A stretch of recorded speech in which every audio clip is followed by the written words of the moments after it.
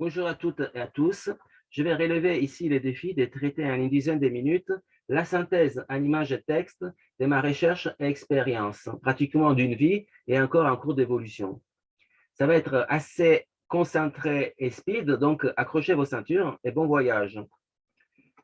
On va se poser les questions. Y aurait-il une matrice artificielle hostile à l'évolution naturelle de l'humain?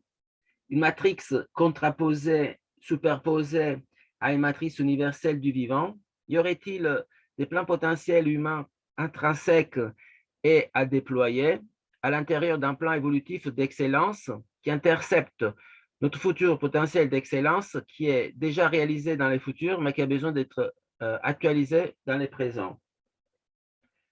Je vous donnerai mes réponses, mes conclusions et solutions, et après, j'expliquerai mon parcours pour y arriver.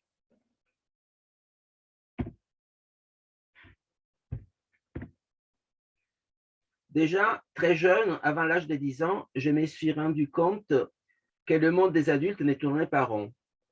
Je voyais une différence entre ce qui était naturel et qui était régi par des lois du vivant et ce qui était artificiel et forcé et qui était régi par des lois humaines pas toujours très compréhensibles.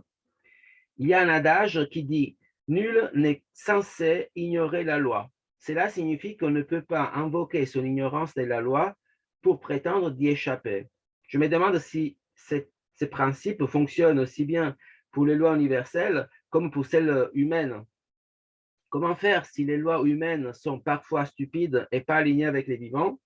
Et est-ce que si le monde humain ne tourne pas rond, c'est juste une question d'ignorance des principes universels du vivant, ou il y a aussi une question de sabotage? Est-ce que ce sabotage est seulement interne au système, ou il est acté par des entités déstabilisatrices, parasites, extérieures au système? Des anciennes sagesses comme la tradition nahualique toltèque de l'Ancien Mexique, les livres de l'Ancien Testament et les Védas indiens convergent avec de nombreux chercheurs modernes sous l'hypothèse d'un sabotage extérieur capable de dévier l'action humaine par rapport à son idéal évolutif, naturel et spirituel. Ça reste certes des hypothèses de travail à vérifier, mais tout à fait intéressantes à prendre en considération dans les processus d'analyse et d'émergence des propositions des solutions à la situation de crise totale actuelle.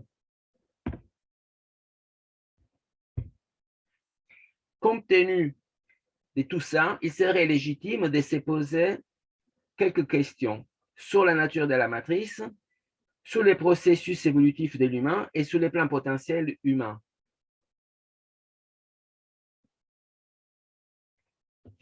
Castaneda, dans sa description de la tradition toltèque, qui est aussi actualisée jusqu'à nos jours, il parle des parasites qu'il nomme flyers, qui sont des entités d'une autre dimension qui consomment certaines de nos émotions humaines, comme nous consommons de la nourriture. Nous sommes consommés au travers de nos émotions incessamment occasionnées par notre dialogue intérieur. Les parasites ont dessiné l'environnement social de telle façon que nous sommes en permanence en train de projeter des ondes d'émotions qui sont immédiatement absorbées. Ce sont les prédateurs qui nous ont imposé nos systèmes de croyances, nos idées sur les biens et les mal, nos mœurs sociales. Ce sont eux qui suscitent nos espoirs, nos attentes, nos rêves, les succès et notre peur d'échec, qui insufflent dans notre esprit convoitise, avidité, cupidité et lâcheté, et qui rend l'humain prétentieux, routinier, égocentrique. Ils ont accompli une manœuvre extraordinaire sur le plan stratégique. Ils nous ont donné leur esprit, leur mental, leur système d'exploitation. Ils ont remplacé notre esprit encore primitif par le leur qui était bizarre, incohérent, grinçeux et hanté par la peur d'être percé à jour. En fait, ils nous ont civilisés. Sans cela, nous serions encore cachés dans les grottes. Ils nous contrôlent au travers de nos traditions et nos coutumes. Ils sont les maîtres de la religion, les créateurs de l'histoire. Nous écoutons leur voix à la radio et nous lisons leurs idées dans les journaux. Il dirige tous nos moyens d'information et nos systèmes de croyances. Les flyers constituent pour nous un défi évolutif auquel nous ne pouvons pas nous soustraire. Nous ne devons pas les mésestimer, nous devons les vaincre pour que l'univers laisse l'être humain poursuivre son existence et son parcours évolutif. Une façon de les vaincre consiste à donner de moins en moins d'importance à l'ego ordinaire que Castaneda appelle l'autocontemplation, c'est-à-dire ce dialogue mental permanent alimenté par des émotions telles que l'envie, le manque, la jalousie et la peur. Dans la description faite par Castaneda, on peut retenir des concepts comme la contrainte et l'évolution. Et on peut aussi mettre en connexion quelques intuitions de base. Matrice est synonyme de moule. Une sorte d'utérus, c'est les correspondants négatifs desquels contribuent à faire émerger un positif. Il ne faut pas s'identifier avec la matrix, comme il ne faut pas s'identifier avec un miroir qui réfléchit notre image. Il faut savoir utiliser la matrice pour les opportunités évolutives qu'elle peut nous offrir et il ne faut pas se faire utiliser par elle. Il faut faire jouer les détachements pour ne pas rester piégé dans son processus structurant et pour nous permettre en fait d'être démoulés et être viables à notre nouveau niveau évolutif. La matrice peut être aussi métaphoriquement identifiée comme la cage et les lions dans le cirque, et l'humain est le dompteur apprenti qui doit arriver à développer ses pleins potentiels en interaction avec la matrice pour pouvoir en sortir honorablement grandi, vivant et passer au niveau suivant. L'importance de définir dans sa globalité les contextes est fondamentale. On dit un texte hors contexte n'est qu'un prétexte. C'est une question de perspectives plurielles et d'approches multiples et pluridisciplinaires. Une approche limitée ne permet pas d'intégrer une vision globale écosystémique du tout.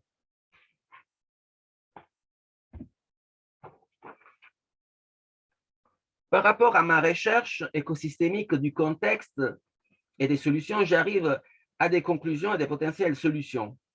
Je vais vous les présenter et après, j'expliquerai le parcours logique que j'ai emprunté pour y arriver. D'abord, je définirai les contextes actuels d'enjeux évolutifs majeurs pour l'espèce humaine.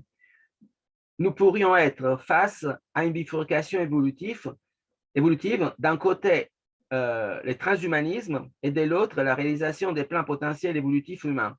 Ça serait une question de choix responsable à poser versus la concession passive d'un consensus manipulé par qui dirige le manège du grand cirque. Il s'agirait de réaligner tous les indicateurs évolutifs humains avec les principes écosystémiques du vivant et avec nos plans potentiels latents déjà réalisés dans les futurs d'excellence, mais à actualiser dans les présents. Nous sommes à un point de bascule entre un ancien paradigme, le paradigme de l'avoir et de la conscience fragmentée, qui est déjà obsolète, mais encore assez fort dans les dernières phases de son cycle de vie. Et de l'autre côté, on a le nouveau paradigme de l'être qui s'affirme petit à petit avec de plus en plus de force, et c'est le paradigme de la conscience intégrée.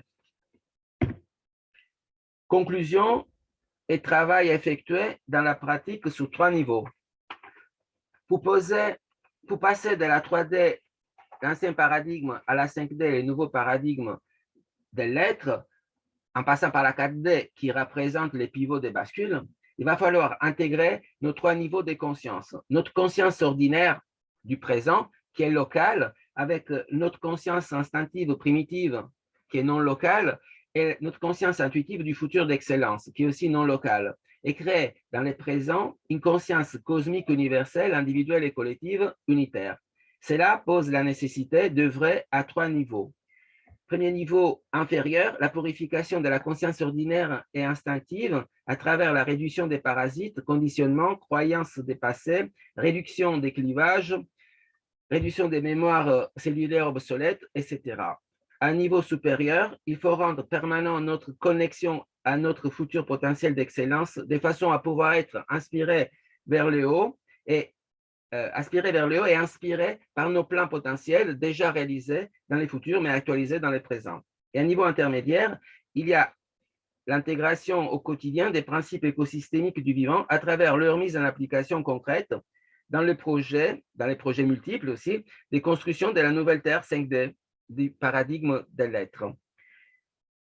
Il faut donc arriver à récupérer toutes nos énergies investies dans le faire au service de l'avoir et les mettre au service du faire pour l'être.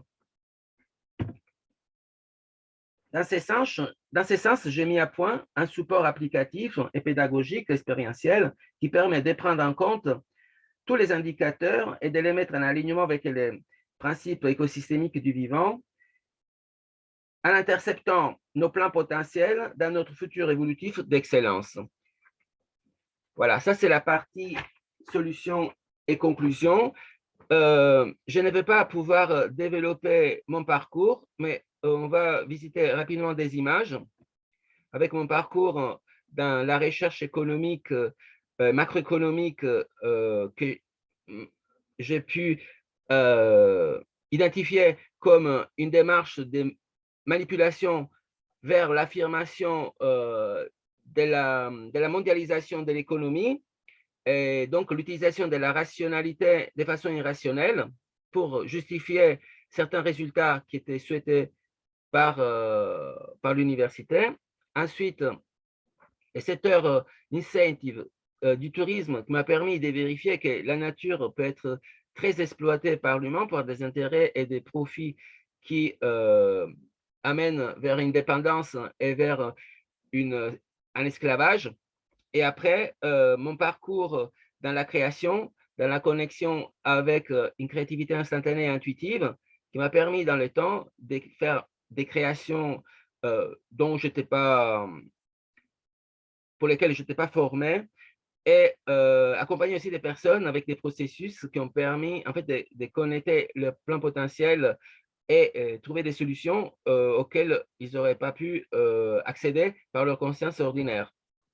Donc, c'est le principe de l'écosystème que j'ai étudié et travaillé aussi grâce à la création des fontaines biodynamiques qui permettaient d'utiliser des matériaux et arriver à mettre en résonance des systèmes de vortex entre eux.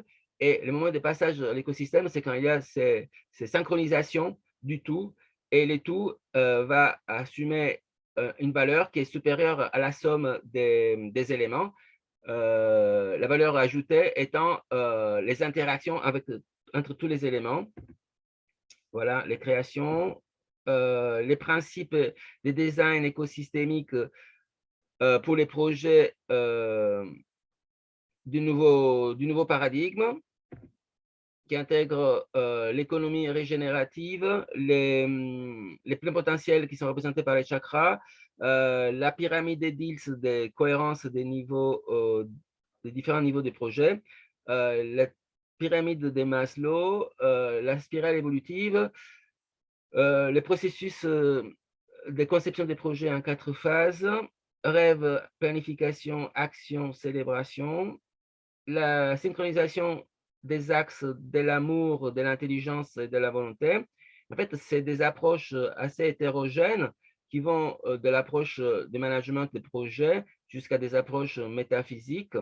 Et ce que j'ai vu par des codes des couleurs, c'est qu'on avait des correspondances à différents niveaux. Donc, en fait, ça répond au principe d'autosimilarité des écosystèmes et des fractales. Donc, on est tout à fait à l'intérieur des modèles, des patterns qui se manifestent à différents niveaux du tout, et donc, selon les principes en haut comme en bas.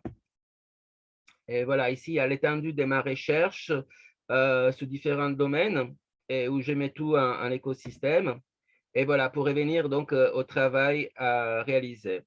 Je vous remercie pour votre attention. À la prochaine. Au revoir.